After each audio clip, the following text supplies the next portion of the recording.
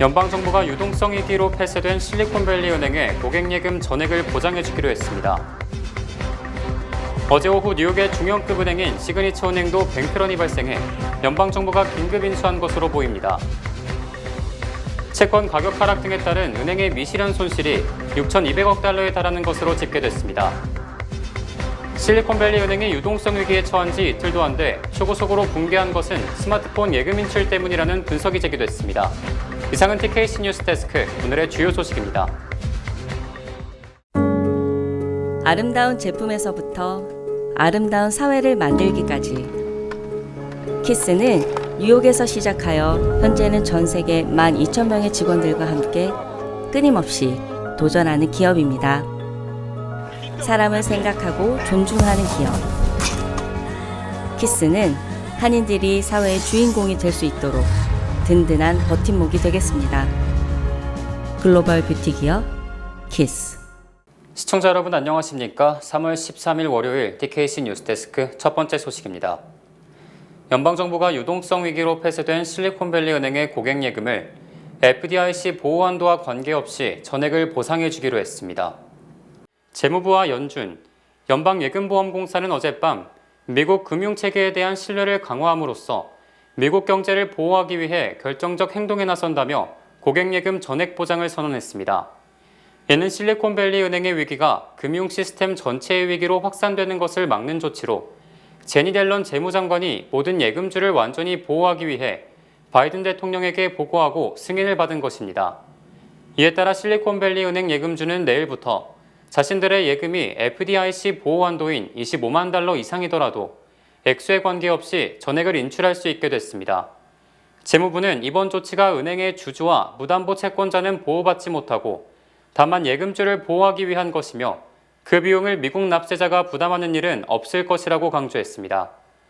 재무부는 고객예금 보호를 위해 연준에게 실리콘밸리 은행 등 금융기관이 보유한 국채와 모기지증권 등을 액면가로 구입하는 방법으로 긴급자금을 공급하게 됩니다.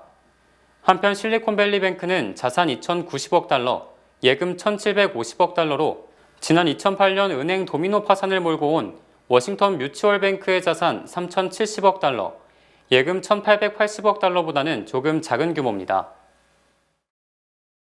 실리콘밸리 은행이 붕괴된 데 이어 어제 오후 뉴욕의 중형급 은행인 시그니처 은행도 뱅크런이 발생해 사실상 연방정부가 긴급 인수한 것으로 보입니다. 뉴욕주 금융서비스국은 어제 오후 뉴욕주 소재 시그니처 은행이 가상화폐 위기 등으로 예금 대량 인출 사태가 발생했다며 은행을 폐쇄하고 연방예금보험공사를 법정관리인으로 임명했습니다. 시그니처 은행은 지난해 말 기준 총 자산이 1,103억 달러, 예금은 885억 달러 규모로 뉴욕주의 커넥티컷, 캘리포니아, 네바다, 노스캐롤라이나 등에서 영업해온 은행입니다. 이 은행의 이사를 맡고 있는 바니 프랭크 전 연방하원 금융위원장은 지난 10일 수십억 달러 규모의 대량 예금 인출 사태가 발생했다고 밝혔습니다. 한편 연방정부는 실리콘밸리 뱅크와 마찬가지로 이 은행 예금 고객에 대해서도 예금액 전액의 인출을 보장해준다고 밝혔습니다. 연준이 물가를 잡기 위해 초고속 금리 인상을 시작한 지 1년 만에 채권 가격 하락 등에 따른 은행의 미실현 손실이 6,200억 달러에 달하는 것으로 집계됐습니다. 연방예금보험공사는 어제 실리콘밸리 뱅크 및 시그니처 뱅크 등의 고객예금 전액 보장 결정을 내린 데 이어 은행이 보유한 채권 등의 가격 하락에 따른 금융권 손실 규모가 지난해 말 기준 6,200억 달러로 추산된다고 밝혔습니다. 미실현 손실이란 국채 가격 하락 등으로 은행 보유 채권 가격이 액면가 이하로 하락했지만 아직 매도하지 않아 회계장부에 손실로 반영되지 않은 것을 의미합니다.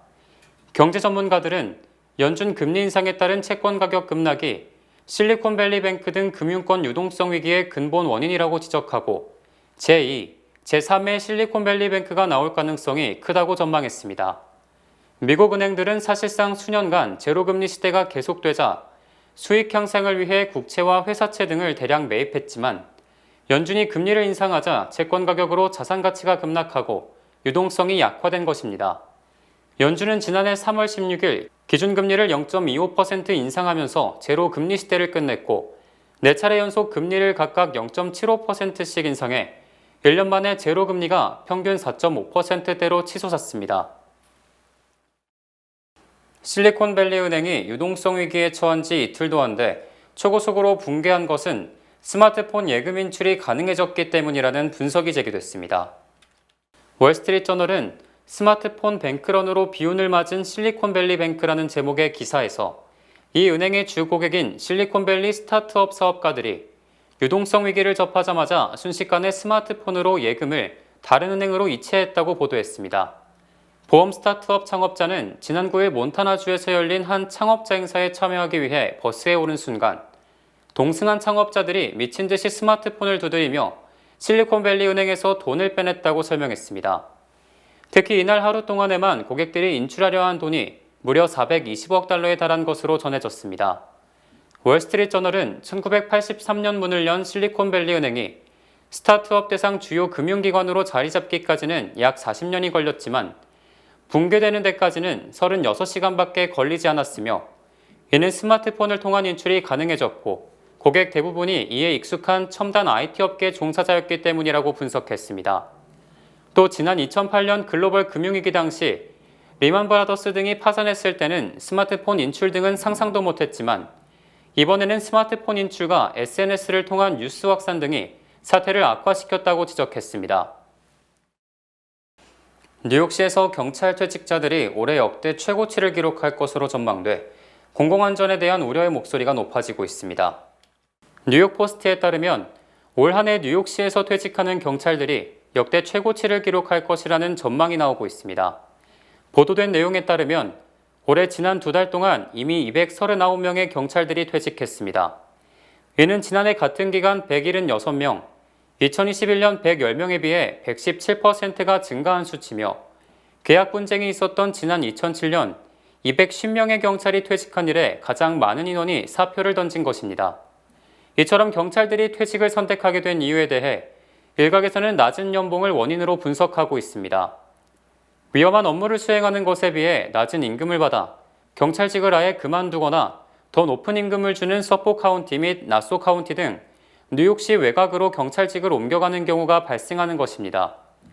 이처럼 도시 내 모든 관할 구역에서 경찰 인력이 감소 추세에 있어 사건이 발생했을 때 경찰의 대응 속도가 작년에 비해 더 느려졌다고 뉴욕포스트는 보도했습니다. 이에 대해 에릭 아담스 뉴욕시장은 경찰 출신으로서 경찰 인력 문제에 대해 잘 인지하고 있다며 이를 바로잡기 위해 신속하게 대처하겠다는 입장을 밝혔습니다.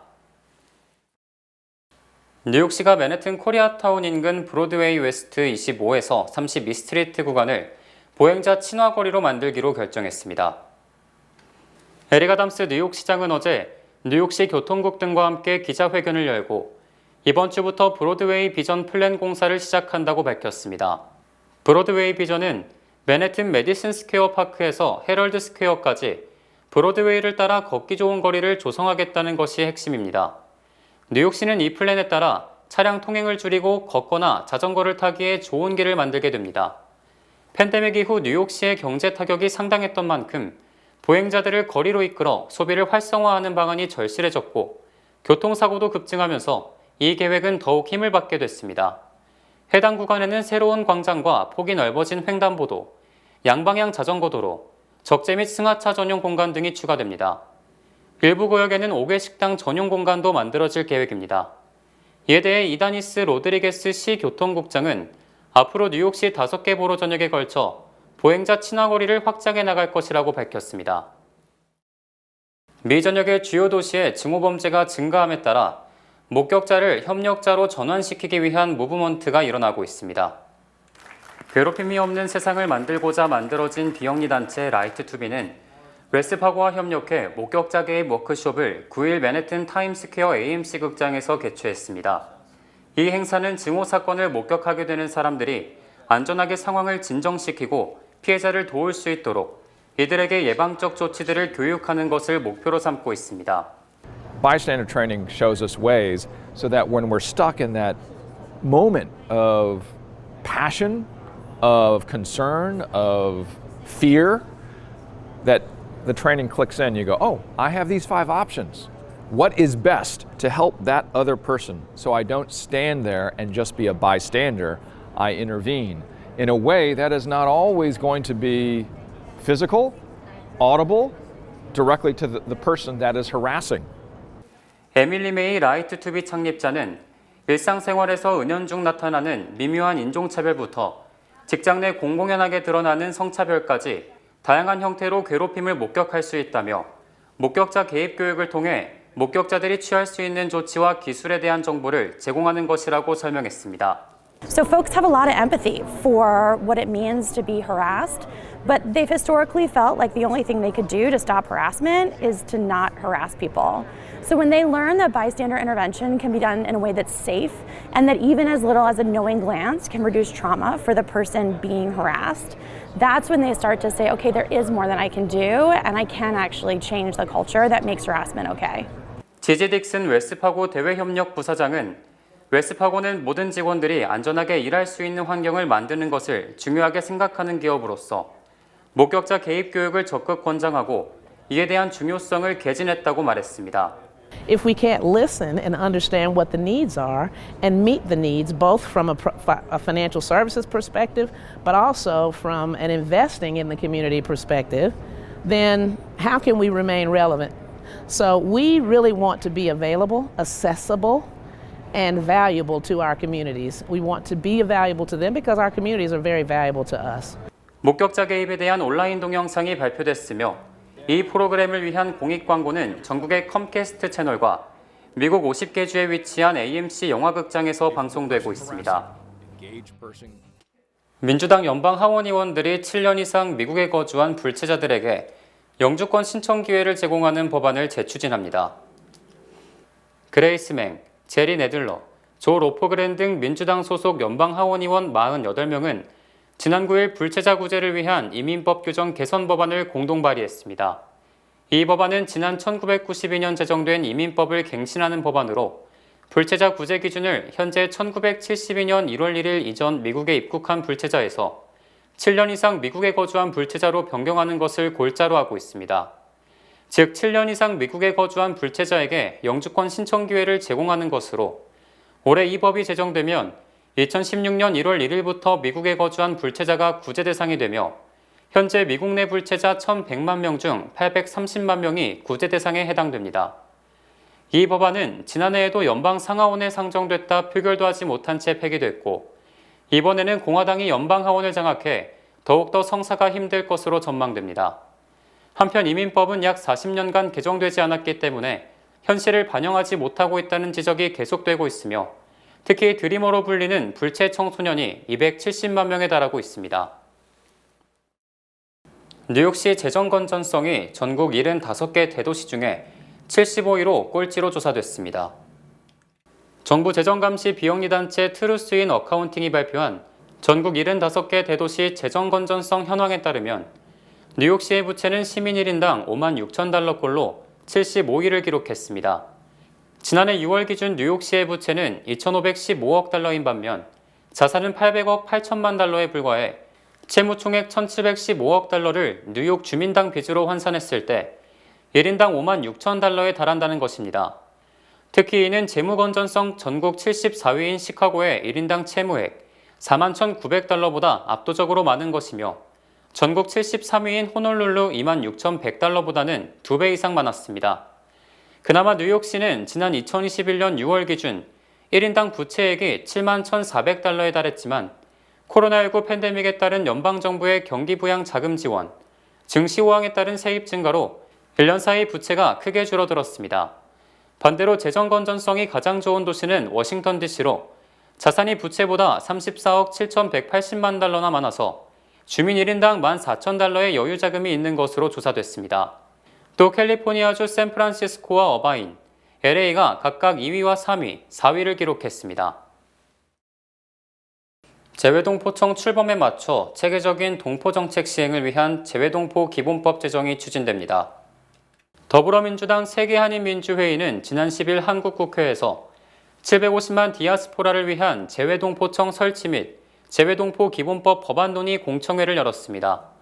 이날 공청회에는 황희, 김경협, 김홍걸 의원과 최영한 외교부 재외동포 영사실장, 정선용, 행안부 정부혁신조직실장, 김성곤 재외동포재단 이사장, 정광일 재외동포재단 사업이사 등이 참석해 재외동포 기본법의 골격을 논의했습니다.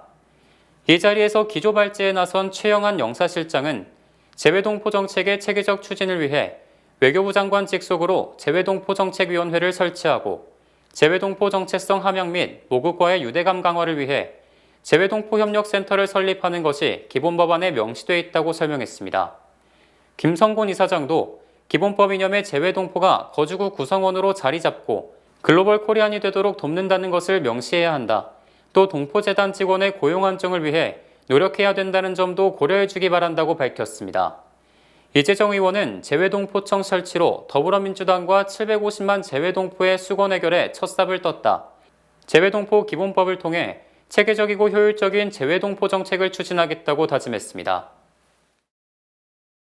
연준 금리 인상으로 모기지 금리가 천정부지로 치솟자 아예 은행 돈을 빌리지 않고 전액 현금 구매하는 사례가 늘고 있습니다.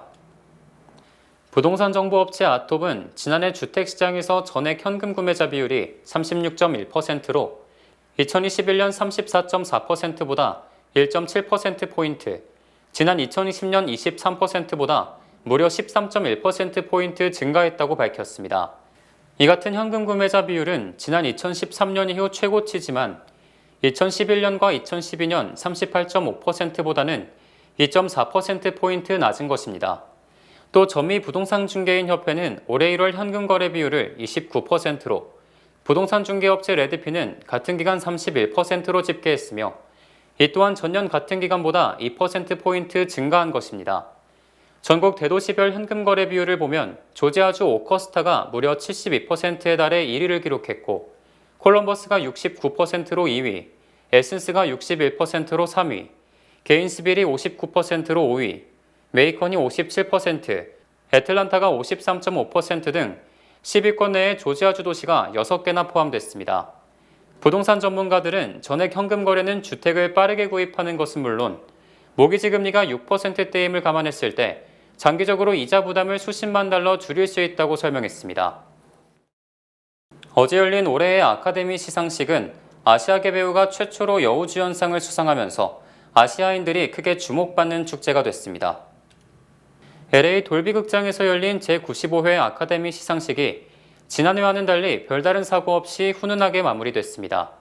특히 아카데미 시상식에서만 세 번째로 진행을 맡은 베테랑 사회자 지미 키멀의 매끄러운 진행 속에 아시아계 영화인들이 대거 참여해 만든 영화 에브리싱 에브리웨어 올 앳 원스가 7관왕을 차지하면서 그동안 헐리우드에서 비주류였던 아시아인들이 크게 주목받는 무대가 됐습니다. 이 영화에 출연했던 말레이시아 배우 양쯔충은 아카데미 여우주연상을 거머쥐었고 아시아계 수상으로는 최초를 기록하면서 헐리우드의 유리천장을 부쉈다는 평가를 받고 있습니다. 남우주연상은 영화 더 웨일에서 찰리 역을 맡은 브랜든 프레이저가 차지했습니다. 배우들의 감동적인 수상 소감에 이어 팝계의 디바로 꼽히는 리안나와 레이디 가가 등이 열정적인 무대를 펼치며 시상식의 분위기는 한층 더 고조됐습니다. 한편 작년 시상식에서는 윌 스미스가 무대에서 코미디언 크리스 록의 뺨을 때리는 황당한 일이 벌어진 바 있었으나 올해에는 사회자 키멀이 이 사건을 재미있는 농담으로 언급하며 부드러운 분위기의 시상식이 마무리됐습니다. 주요 단신 전해드립니다. 미 북동부의 한파가 엄습해 뉴욕시와 트라이스테이트 지역도 오늘 하루 종일 비가 내렸으며 내일은 눈이 내릴 것으로 예보됐습니다. 마이크 펜스 전 부통령이 2021년 1월 연방의사당 난입 사태와 관련해 역사가 트럼프 전 대통령에게 책임을 물을 것이라며 트럼프 전 대통령을 맹비난했습니다. 메인주 거주 41세 한인 남성 현국 호시악이 5만 달러를 받고 청부살인 음모를 세웠다가 지난 8일 뉴욕 남부 연방검찰에 체포된 것으로 뒤늦게 밝혀졌습니다. 지난 11일 밤 11시 반쯤 캘리포니아주 샌디에고 해안에서 밀수선으로 추정되는 소형 선박이 전복, 최소 8명이 목숨을 잃었습니다. 지난 11일 새벽 5시쯤 뉴욕시경 경찰 간부가 음주운전 혐의로 적발된 뒤 또다시 음주운전을 계속해 교통사고를 내고 경찰에 체포됐습니다.